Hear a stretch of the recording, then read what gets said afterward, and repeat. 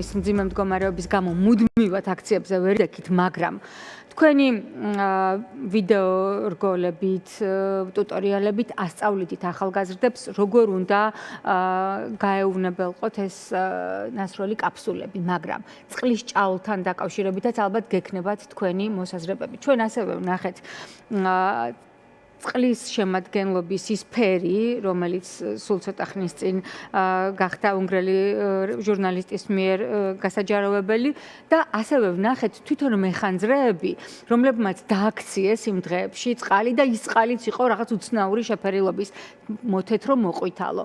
აი როგორც ექიმი, რა შეგიძლიათ თქვათ შეუარაღებელი თვალით და ძალიან სამწუხაროა, რომ ვერავინ ვერ მოიფიქრა ამ წყლის მაშინ სინჯერებში აღება და ლაბორატორიული სინჯის. ამ წყალთან დაკავშირებით მითხრა ერთმა პროტესტში ჩართულმა ადამიანმა, რომ დავაპირეო, მინდოდაო შეგროვებაო და სპეცრაზმელიო წამოვიდაო, ეგრევე ჩემსკენო ისეო, რომ შემეშინდაო და მოვერიდეო. ამას იყო რაღაც ცდილობები, არ ვიცი შეიძლება ვინმეს აღებულიც კონდეს ეს. შეიძლება ხო. იმუში ვნახოთ, შეიძლება გამოჩნდეს, მაგრამ რაც გვაქვს უკვე გაურეცხავი დროშები, კურტკები, ფილტრები არსებობს უკვე ასეთი კი ასეთი ნიმუშები დავიწყე მიმოწერა ერთ კომპეტენტურ ინსტიტუციასთან, რომელსაც ესეთი რუსების გამოყენებული სხვადასხვა შხამების აღმოჩენაში ესე თქვა კარგი პრაქტიკა აქვს.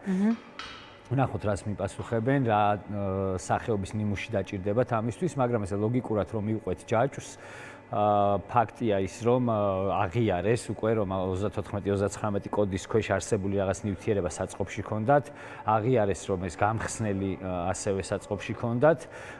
ჩვენ ახლა ძირითადი ფოკუსი გავაკეთეთ ბრომობენზილციანიდზე და მე მინდა კიდე უბრალოდ ვახსენო ეს UN 1710 რომელიც არ იძებნება როგორც აქციების, ესე ვთქვათ, დასაშლელი საშუალება და არც მასში გამოყენებული, რატომღაც ეს ნივთიერება აღმოაჩნდა შინაგან საქმეთა სამინისტროს საწყობში და თუ ჩვენ ვნახავთ რაში გამოიყენება ის თან თუ კიდევ ვინმე ხმარობს, შედარებით უფრო დაბალ განვითარებულ ქვეყნებში არის ისევ ხმარებაში ეს ნივთიერება, მაგრამ იქ სადაც ადამიანის ჯანმრთელობაზე ზრუნავენ, ეს სრულად ამოღებულია, იმიტომ რომ თირკმლის, ანუ ადამიანებში დადასტურებულად რაც არის თირკმლის კიბოს გამოწვევასთან არის ესე ვთქვათ კავშირში მისი ესე ვთქვათ მოხვედრა ადამიანის ეს UN 1710 ხო?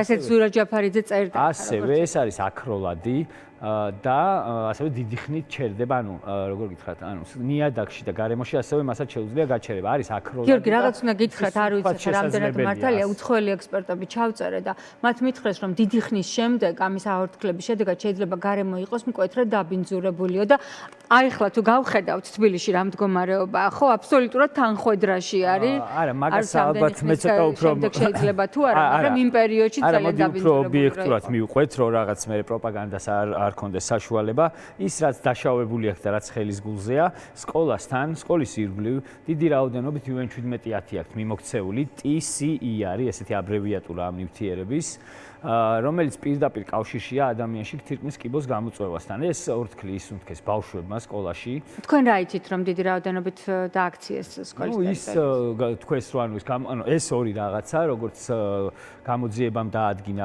ჟურნალისტურმა, რომელიც შიდა წყაროებიდან მიწოდებული დოკუმენტი იყო, რომელზეც ასევე უკვე აღიარება აქვს გაკეთებული ერთის მხრივ გომელაურმა თქვა, რომ კი ეს საწყობში გქონდაო და მეორეს მხრივ კობახიძემ კი გქონდაო, ოღონდ ესო არ იყო კამიტიო და ბრომობენზილციანიდი, ანუ სხვა რაღაცა იყო და ვარკვევთო, იმიტომ რომ დიდი ქოლგააო ეს 34-39-ო, ამიტომ მის ქვეშ რა ნივთიერებაა ვარკვევთო.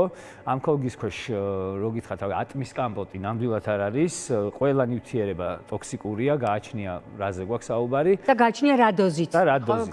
დოზას რაც შეეხება ეს დოზა მე მგონი ცხადია წინა ეთერში ვთქვი თქვენთან არა მარტო ამ წყლის ჭავლის მანქანებზეა ლაპარაკი, ის რაც ნებადართულია და რაც გამოიყენება აქციების ციტაკის სპრეი იქნება და ცემსადენი გაზი CSI რაც არის, მისი დოზაც იმხელა იყო, რომ ანუ ამ შემთხვევაში არსაიდან გამოსავალი არა აქ ამ სიტუაციიდან ჩავყვები ბოლომდე მე პირადად, ანუ ეს ნივთიერებები, რომელზეც ჯერ კითხვის ნიშანი დგას, ამას აუცილებლად ლაბორატორიულად გამოვიკვლევთ და მათი ექსპერტიზა ამას არ ეყოფა, ჩვენს ალტერნატიულ ექსპერტიზას გავაკეთებ და თავაზობ, რა ვიცი, მათაც, რომ ის ფხვნილი, რასაც ახლა უტარებენ ექსპერტიზას, გადმოგცენ ჩვენც ის იგივე ნიმუში და ჩვენ ალტერნატიულ ექსპერტიზას ჩავატარებთ იმისათვის, რომ ამ მატყუარებს, არ ვიცი, მსგავსი ხარ.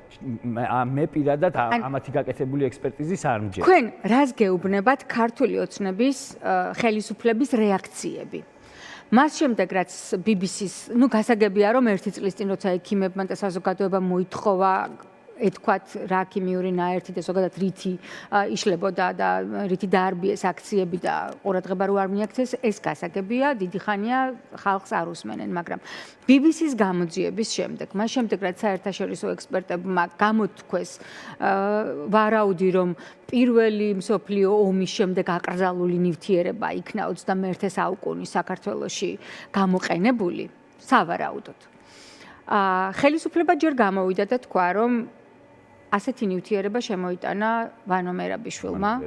გამოვიყენეთ, მაგრამ ეს ჩვენი ნაყიდი კი არ იყო, იმათ იყიდეს.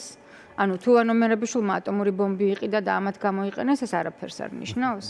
ხო, ატომური ბომბი სხვამ გამოიყენა და სხვამ გამოვიდა კობახიძე და თქვა, რომ 34-39 კოდის ქვეშ ნივთიერება იქნა გამოყენებული, მაგრამ ეს არ იყო კამიტი.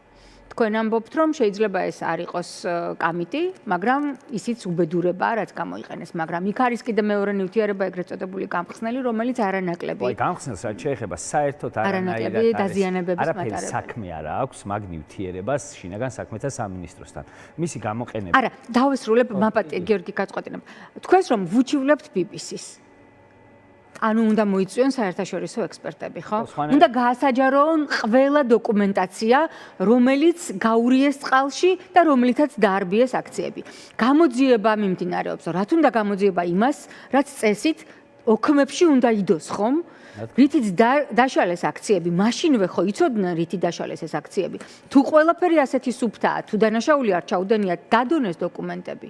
თქვენ რითი დაშალეს აქციები, რა დოზა იქნა გამოყენებული, რატომ არის ასეთი პანიკა და ურთიერთსაწინააღმდეგო რაღაცა კონტრავერსიული მოსაზრებები ყოველდღიურად. კობახიძის მხრიდან გომელაურის, არ ვიცი დანარჩენების ბოჟაძეს და რაღაცას ბოჟავენ, თვითონაც ჯერჯერობით ვერ ჩამოყალიბდნენ. ორი ვარიანტია, ერთი რომ საერთოდ არ იციან რა გამოიყენეს, სიტყვაზე დაუშვათ, ეს კარგი ვარიანტი. მეორე ვარიანტია, რომ იციან რაც გამოიყენეს და უბრალოდ შეშინდნენ, რომ ეს თემა წამოიწია და ამას ჩვენ დავადგენთ რა არის. ორივე შემთხვევაში, აი თუ არ იცი რა არის. აი რაც ბოლოს კობახიძე მილაპარაკა, რომ არ ვიცითო რა არისო და ეხლა უნდა დავადგინოთო. თუ არ იცი რა არის, მაშინ რატომ ამბობ, რომ არ ჩაგვიდენია დანაშაული? ამბობს თავი ხო ხალხს რატო ასხავ იმას, ანუ როცა არ იცი რა არის, გიდევს რაღაცა საწყობში, რომელიც არ იცი რა არის, ჯერდი როგორ აზავებ, ანუ რა დოზით გააზავე, აი როგორ შეასხი, ხო შეიძლება რაღაცა იყოს, თქვათ 1 მილიგრამი მილilitrში არ კლავდეს, მაგრამ 10 მილიგრამი მილilitrში მაგალითად სასიკვდილო დოზა იყოს, როგორც მაგალითად ეს არის როგორც კამიტის, ასევე UN-17-10-ის შემთხვევაში, ანუ გააჩნია რა კონცენტრაციით ხდება ადამიანის ორგანიზმში. ასე რომ ყველა მიმართულებით რაც არ უნდა თქვა, ჩიხში არიან და მათი ეს პანიკა ჩემთვის ერთადერთი იმაზე მიუთითებს, რომ რაღაც დანაშაული აქვს ჩადენილი, რომლის შესახებაც იციან და ცდილობენ ახლა რამენაირად ისე შეფუთონ ეს ყველაფერი, რომ ნაკლებად დაზიანებული გამოვიდნენ ამ საქმიდან და რაღაცნაირად მიაწოდონ თავის ამორჩეველს, რომ კი რაღაცა ქიმია გამოვიყენეთ, ოღონდ ეს ქიმია, ესე ვთქვათ, დასაშვებია რაღაცა ესეთი არეულობის. რა თქმა უნდა, პასუხი ეს იქნება. ეს იქნება საერთო ჯამში პასუხი. უბრალოდ ამ ჩვენ გვჭირდება აუცილებლად დავადგინოთ ის ნივთიერებები, რაც იყო. თქვენ ფიქრობთ, რომ ალტერნატიული გამოძიება საერთაშორისო ექსპერტებთან ერთად უნდა მოხდეს? ხო თავისთავად, აბა ამათ გამოძიებულს არ ვიცი ხა ვინმე თუ ენდოთ. არა, ქართველი ექიმებიც ხო არსებობენ? ქართველი ექიმები არსებობენ, ოღონდ აქ ნახეთ რა არის ამ რაღაცა ტექნოლოგია, რომელიც ჭირდება სხვადასხვა. ჯერ ერთი უნდა გქონდეს, რას ვიკვლევთ, ხო ის ნიმუშები უნდა გქონდეს. რომელსაც სავარაუდოდ არ მოგცემენ, ან მოგცემენ რამე სხვას. ეს ერთი და მეორე, ყველა ლაბორატორიას არ აქვს ის რაღაცა მოცულობა, ხო შესაძლებლობები, რომელთაც შეიძლება ესა თუ ის რაღაცა ნივთიერება აღმოაჩინონ, იმიტომ რომ რაღაც საქართველოში ახლა ესეთი რაღაცა ინდუსტრია არ არის განვითარებული, რომ მაგალითად და სხვა ეს ნივთიერებები რაღაცებში ჭირდებოდეს როგორც საწარმოებში ან ასე შემდეგ.